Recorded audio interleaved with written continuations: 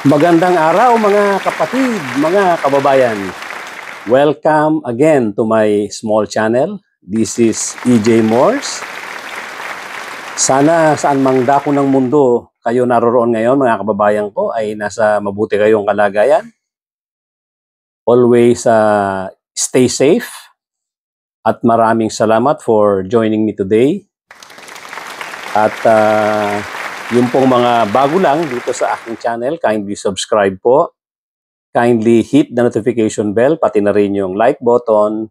Paki-share na rin po para medyo dumami yung makakaalam dito sa ating mga pag-uusapan.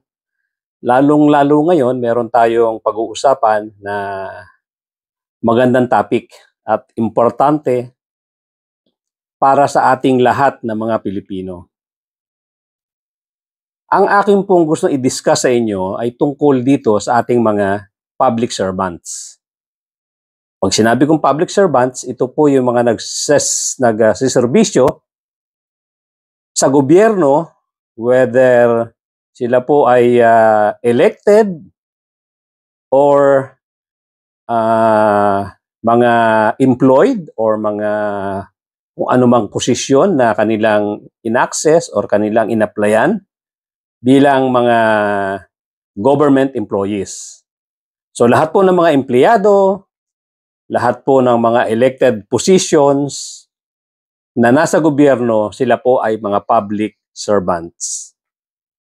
At doon po sa pagiging public servant ay meron pong mga expectation tayo dyan. Meron po silang guidelines, meron po sila dapat sinusundan na mga rules and regulation at guidelines kung paano nila i-discharge yung kanilang mga duties bilang mga public servants. Tayo pong mga publiko, tayong mamamayang Pilipino, sa atin po sila nagsiservisyo. Kung maalala nyo, si President Noynoy Aquino, extreme pa nga yung sinabi niya. Nung siya ay nagtalumpati, sinabi niya pa nga na kayo ang boss ko. Sinabi niya yan na tayong mamamayang Pilipino ang boss ng presidente. Magandang pakinggan po yan. At sana, hindi naman tayo naghahangad talaga na itratong mga boss, hindi ba? Pare-pareho lang naman po tayo na may kanya-kanyang pamumuhay, may kanya-kanyang ugali, may kanya-kanya tayong patakaran sa buhay na hindi naman tayo naghahangad na talagang itrato tayo ng boss. Kaya kasabi ko, yung sinabi ni President Pinoy or Noynoy Aquino, sumalangit nawa, extreme pa nga yun eh.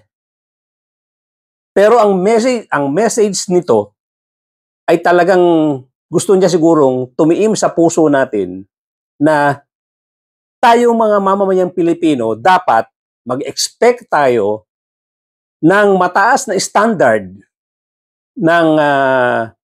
ng pagsiservisyo ng mga tao na nandiyan sa gobyerno.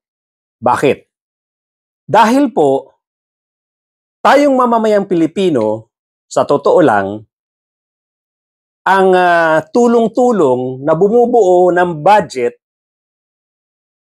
para magkaroon tayo ng panggastos sa gobyerno. Lahat ng ginagamit na pera ng gobyerno, lahat ng mga pangangailangan sa peace and order, sa health, sa education, lahat po yan.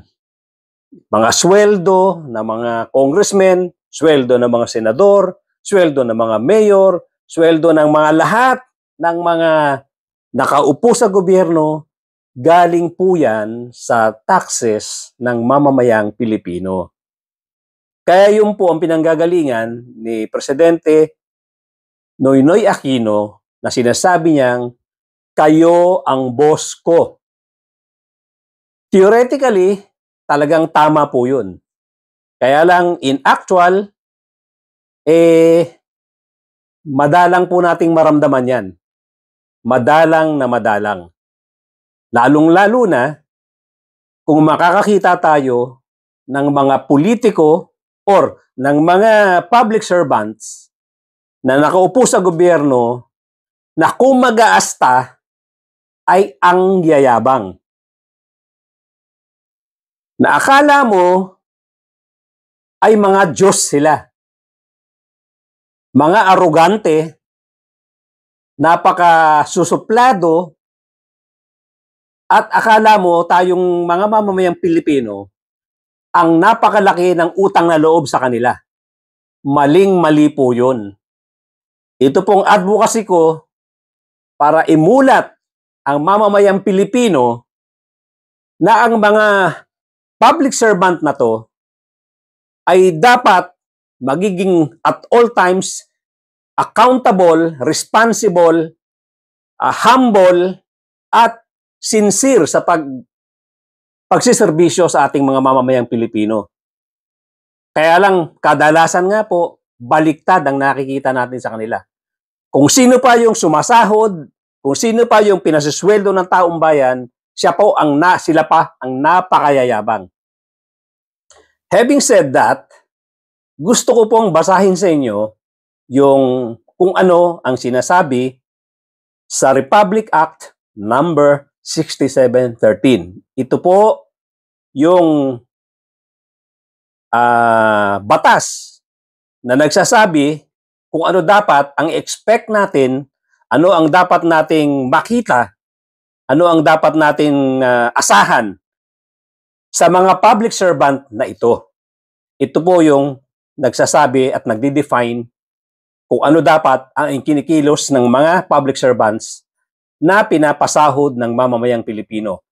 Again, gusto ko pong sabihin sa inyo, gusto kong maging advocacy ito para mag-iba naman ang trato natin sa mga yan. Hindi naman tayo magiging mayabang, hindi naman tayo magiging suplado, hindi rin naman tayo ganon. Pero ang mga public servants na ating pinasisweldo, dapat mas humble sila, mawawala yung pag-aarugante dapat nila, sincere sila sa pagsiservisyo, at hindi dapat sila mga, ang tawag dito ay balat sibuyas. Dapat hindi sila ganoon ka-sensitive kung sila ay binabanatan ng mga publiko, pinagsasabihan, or merong mga comment sa kanila na hindi magaganda, at lalong-lalo na kung may basihan ng publiko para sabihin ito. Ito po ang sinasabi sa Republic Act number 67, Republic Act number 6713. An act establishing a code of conduct and ethical standards for public officials and employees to uphold the time-honored principle of public office being a public trust, granting incentives and rewards for exemplary service, enumerating prohibited acts and transactions, and providing penalties for violation thereof and for other purposes. So ito po yung Republic Act na nagde-define at nagsasabi sa atin tungkol sa ethical standards ng mga public officials and employees para alam natin mga publiko ang dapat nating asahan dito sa mga public servants na to. Dito sa Section 2 sinasabi, Declaration of Policies. It is the policy of the state to promote a high standard of ethics in public service. Yun ang sinasabi niya, di ba? Ibig sabihin yan, dapat makita natin sa mga public servants na to, dahil ito ay sinasabi ng batas, na sila dapat ay merong high standard of ethics in public service. Ibig sabihin, dapat makikitaan natin sila ng mataas na antas ng paggalang at pag-observe sa mga kanila ikinikilos at ginagawa tungkol sa public service o yung kanilang paglilingkod sa atin.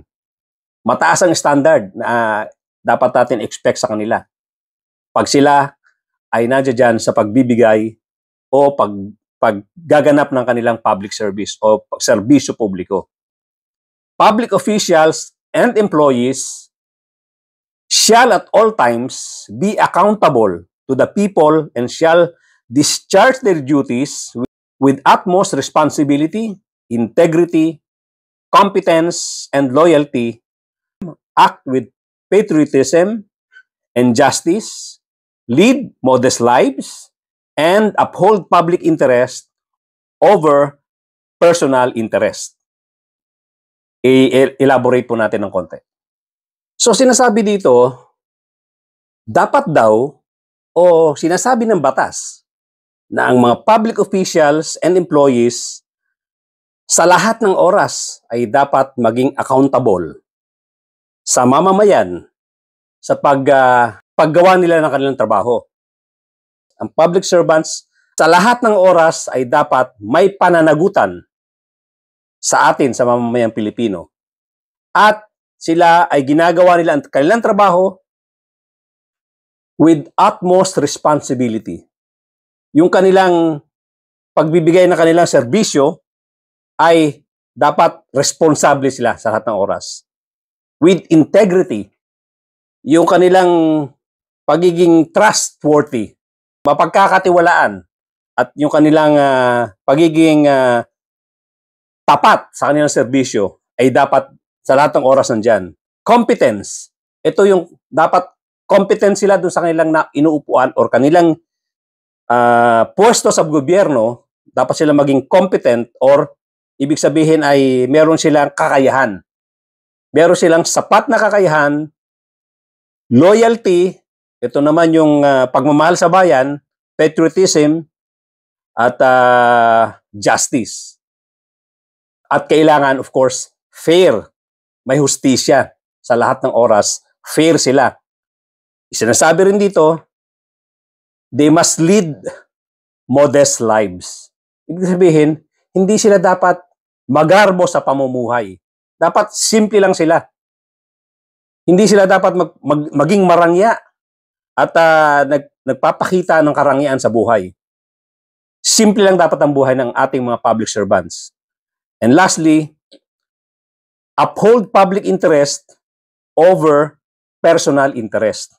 Dapat, inuuna nila yung interest ng mamamayan bago interest ng kanilang pansarili.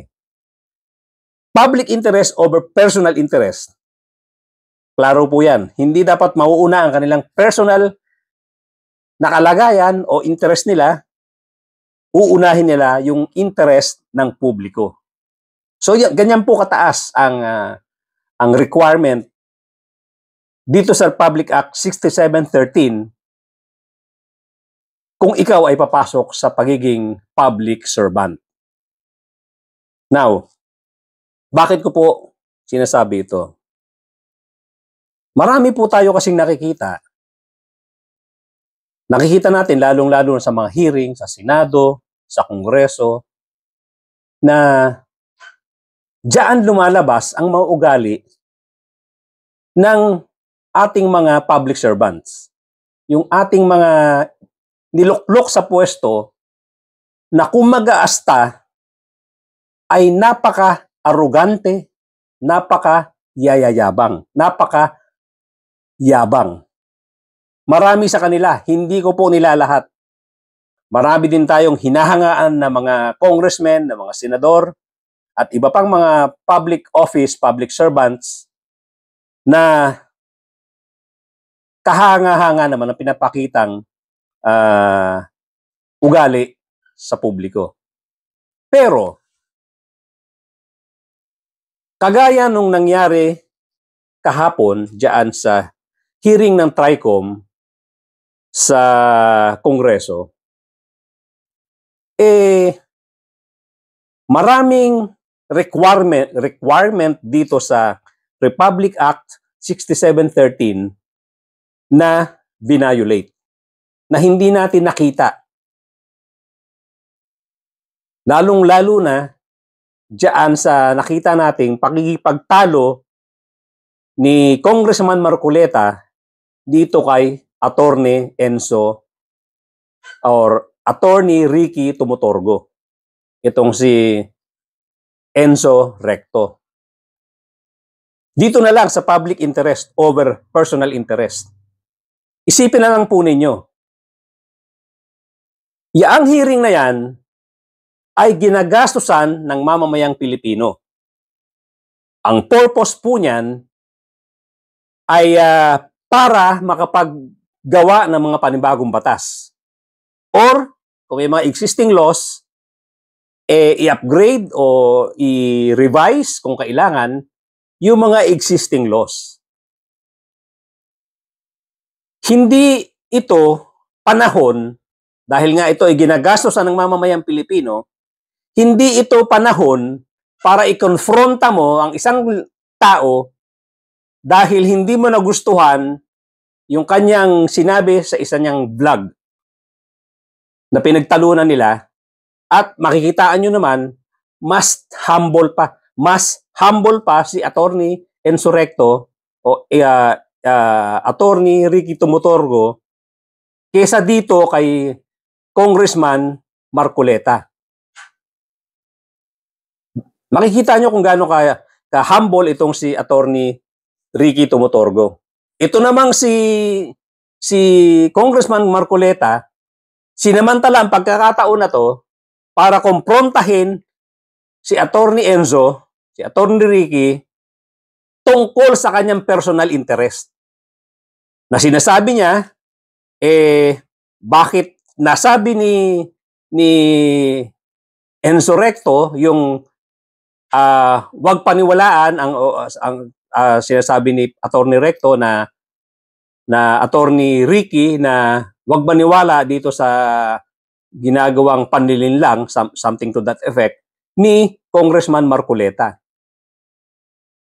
Hindi ho ba yan ay opinyon ng isang tao, opinyon ng isang mamamayang Pilipino na nagsasabi na yun ang nakita niya sa ikinikilos ninyo? Ngayon, dahil teritoryo mo yung Kongreso, sinamantala mo, kinumpronta mo yung tao, at nag-aaksaya kayo ng oras diyan sa Kongreso dahil lang sa personal interest. Dahil kumakandidato ka bilang senador. At alam mo na talagang malayong-malayo ka sa survey at nagbabakasakali ka na makabawi ka rito kay Attorney Tumutorgo at baka sakaling umakyat ka sa survey. Although malabong-malabo na mangyari yan. Dahil hindi lang naman yan ang dahilan na pagkakasunog ng pangalan mo. Yun po ang masaklap. Yung public hearing minsan nagagamit para sa mga personal interest ng mga congressmen. Kudos kay Chairman Fernando. Talagang naging parehas naman siya. Binigyan niya talaga ng pagkakataon na makapangatwiran, makapagsalita itong si Attorney Ricky. At nakapagsalita naman talaga si Attorney Ricky, ng maayos, na depensa niya ng mabuti ang kanyang sarili. Tingnan nyo ang ginawa bilang ganti nung sinabi ni Congressman Marcoleta na nagdi-demand siya. Isipin nyo nag-demand siya ng apology. What? Galing kay Attorney Ricky Tumutorgo. Hindi ba abusive yan?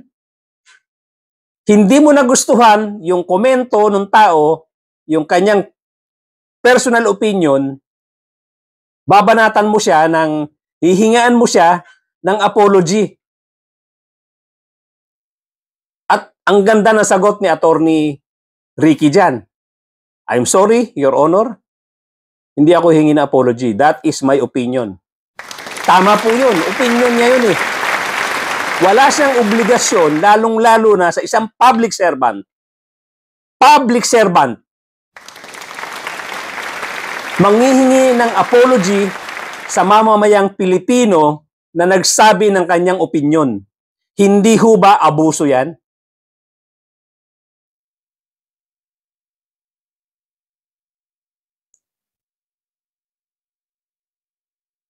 Sinasabi nga rito sa ating Republic Act 6713, ang mga public servant ay dapat shall be at all times be accountable to the people and shall discharge their duties with utmost responsibility, integrity, competence, and loyalty. Act with patriotism and justice. Nasaan ang hustisya ron? Nasaan ang integridad doon? Nasaan ang competence doon? Di ba? Nasaan doon yung pag-uphold ng public interest over personal interest? Congressman Marcoleta, yan pong hearing na yan, ang purpose niyan, ang objective niyan, ay makagawa ng mga panibagong batas or mag-revise ng mga batas na kailangan i-revise, at ang mga taong in-invite nyo dyan ay dapat nyong nare-respeto. Dapat, dahil hindi sila mga suspect, hindi sila mga kriminal, sila ay mga resource persons. Madalas po natin nakikita sa Senado yan, madalas po natin nakikita sa Kongreso yan, na ang trato ng ating mga public servant ay parang mga kriminal na iniimbestigahan yung kanilang mga resource persons. Yan po ang hindi maganda. Tinatrato nila na parang mga kriminal na iniimbestigahan ang mga resource person nila.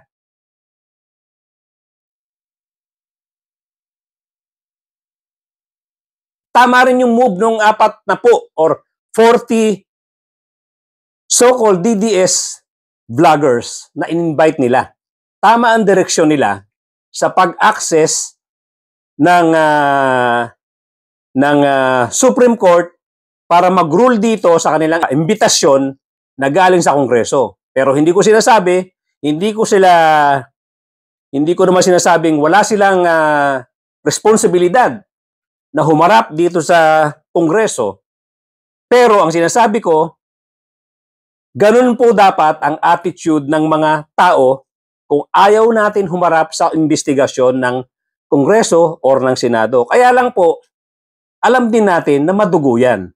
Paano kung isang mamamayang Pilipino katulad natin na walang oras, walang pera, wala tayong ordinaryong empleyado na wala namang panahon para pumunta pa sa Supreme Court dahil kada araw lang ang sweldo natin. Ibig sabihin, daily wage earner ka. Tinawag ka sa Senado, tinawag ka sa Kongreso. Ngayon, hindi mo gusto for so many reasons. Kaya lang, meron ba tayong capability, financial and meron ba tayong oras, physical capability para pumunta pa sa Kongreso, para pumunta pa sa Supreme Court para gumawa ng petisyon or mag-file ng certiorari dahil ayaw mo mag-attend sa hearing? Hindi ho ba? Lalabas, wala kang choice. Ngayon, pagdating sa Kongreso, pagdating sa Senado, gaganyanin ka ng mga congressmen. Gaganyanin ka ng mga senador. Ano ang laban ng mamamayang Pilipino sa mga ganitong klaseng public servants? Halimbawa ako, pinatawag ako sa Kongreso. Wala man akong funds, wala akong lawyer para gumawa pa ng aking pleadings, para gumawa ng sulat, pumunta sa Supreme Court para sabihin na ayoko mag-attend. Lalong-lalo na sa iba pang mamamayang Pilipino, talagang mas masahol pa ang kalagayan sa atin. Pagdating ngayon sa Kongreso, hindi nila nagustuhan ang sagot mo. Pwede ka pang ipakulong. Nasaan na po ang sinasabi sa Section 2 ng Declaration of Policies? It is the policy of the state to promote a high standard of ethics in public service, Public officials and employees shall at all times be accountable to the people and shall discharge their duties with utmost responsibility, integrity, competence, and loyalty. Act with patriotism and justice. Lead modest lives and uphold public interest over personal interest. Nawawala pong lahat ito. Pag ikaw ay nakursunadahan ng congressman, pag hindi niya nagustuhan ang kasagutan mo, pag ikaw nasagasaan mo siya in one way or another, lalo na kung ikaw ay vlogger at may nasabi ka na hindi niya gusto, pwede ka niyang personalin. Gagamitin niya yung pwesto niya sa Kongreso, katulad ng ginawa niya kay Atty. Enzo, na akala mo kung sino siya, attorney ka pa naman. Ganun yung mga pananalita. Nasaan yung high standard of ethics sa public service? Yung trato niya kay Atty. Enzo. Dapat hindi ka nagtuturo eh. Para teacher ka, nagtuturo ka pa naman. Ganun. Ad hominem. Personal attack na. Pati yung pagiging abogado ni Atty. Enzo, kini-question niya. Anong itinuturo mo sa mga estudyante mo? Isipin nyo yan. Nasaan po ang high standard of ethics in public service? Kung ganyang klase ang congressman na mag-iimbestiga dyan sa Kongreso. Accountable to the people. Paano magiging accountable yan? Siya mismo, kung maka-akto, akala mo kung sino siyang boss. Nakala mo siya may-ari ng gobyerno. Nakala mo mas mataas pa siya sa presidente. Nasaan yung shall discharge their duties with utmost responsibility, integrity, and competence? Ano yung utmost responsibility na ginawa niya ron? Atakihin niya personally si Atty. Enzo. Tatanungin niya pa, abogado ka ba talaga? Ano tinuturo mo sa mga estudyante mo? Hindi ka dapat nagtuturo eh. Isipin niyo yan. Ad hominem po. Personal attack na ito. Hindi na siya related doon sa kanilang purpose ng pagpunta sa Kongreso. At lalong-lalo na, ito ay malayong-malayo doon sa sinasabing uphold public interest over personal interest. Mamamayang Pilipino po ang gumagastos dyan sa mga hearing na yan. At yung mga taong ini-invite dyan, resource persons yan para makunan ng mga idea, makunan ng mga information para makapag-create ng batas. Paano mong ipaliliwanag na aatakihin mo personally yung tao, pero ang purpose mo gumawa ng batas? Nasaan po doon ang purpose, objective na paggawa ng batas kung inaatake mo personally yung tao?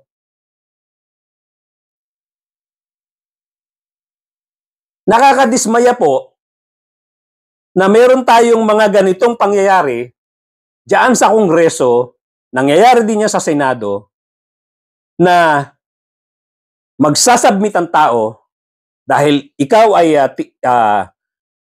pinadalahan ka ng invitation para maging resource person. Ang gandang pakinggan eh, resource person. Pagkatapos ganito gagawin. Resource person ka, babastusin ka. Na para kang may kasalanan, para kang may ginawang krimen. Nasaan po ang responsibility, integrity and competence and loyalty? At act of patriotism and justice. Nasaan po ang hustisya doon? Sinasabi ko po ito, mga aking mga kababayan, para wag nating kalimutan na tayo po na mga mamamayang Pilipino ang gumagastos, ang nagbibigay ng salaries nagpapasahod at ang gaganda ng mga privileges niyan. Huwag tayong pumayag na ginaganyan tayo ng mga congressmen natin, ng mga senador natin, ng mga public servants natin.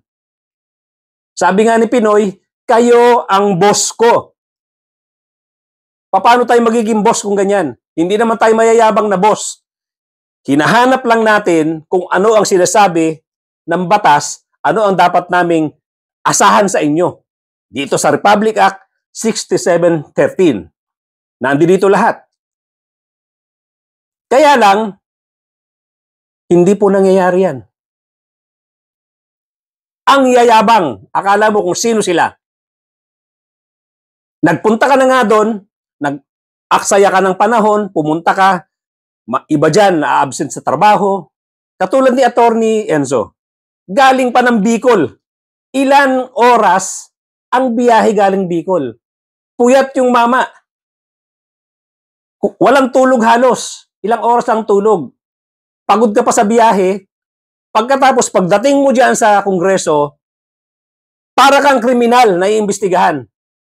At ang itinatanong sa'yo, personal. Personal na interest ng congressman. Nasaan po ang hustisya doon? Nasaan po? Nasaan po ang high standard of ethics? Mga kababayan, mga mamamayang Pilipino, huwag tayong magpatapak sa mga ganitong klaseng politicians. Gantihan natin ito pagdating sa eleksyon. Ang mga ganitong klaseng public servants, ang ganitong klaseng mga politiko ay hindi na dapat makabalik sa pwesto. Hindi na dapat makabalik sa pwesto ang mga ganitong klaseng tao. Ang yayabang, sinasamantala nila, nandoon sila sa teritoryo nila, na ginagastusan ng mamamayang Pilipino na akala mo sila ang may-ari.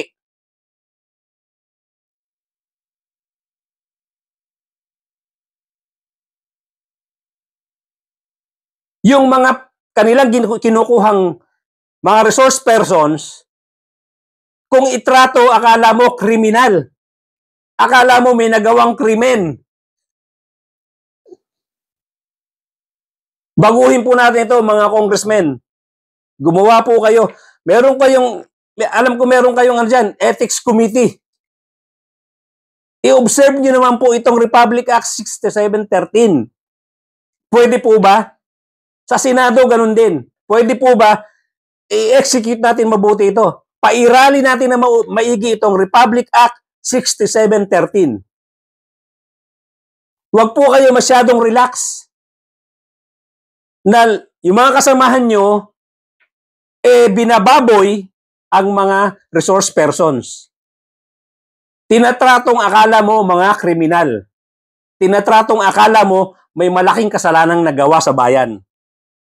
Na kung tutuusin nyo, kayo ang may nagagawang mali sa taong bayan. Base dito sa Republic Act 6713 na hindi nyo sinusunod. Pwede po ba mga senador? Pwede po ba mga congressmen? Pwede po ba mga public servants? I-observe nyo ng maigi ang Republic Act 6713. Basahin nyo siyang paulit-ulit. Basahin nyo siyang paulit-ulit. Pwede po ba? I-observe nyo maigi ito. Mga punyeta kayo. Ang yayabang nyo. Meron dyan maaayos. Hindi kayo lahat.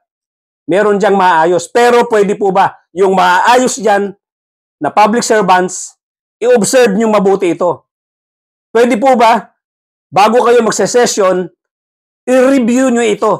Bago kayo mag-session, mag-review kayo ng Republic Act 6713. Sana po gawin nyo yan.